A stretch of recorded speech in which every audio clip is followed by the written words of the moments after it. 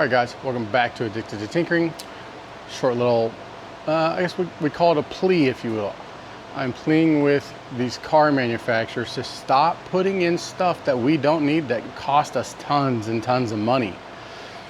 So what I'm griping about this right here, this is a brake wear sensor.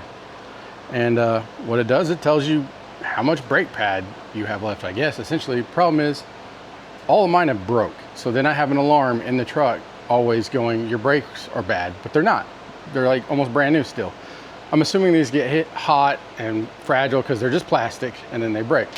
The reason we don't need this is because forever almost, there's been brake wear sensor indicators on the brake pads themselves. These right here, this right here. When the pad wears down, this will rub on here and it will squeal. And that's why you hear people's brakes squealing sometimes.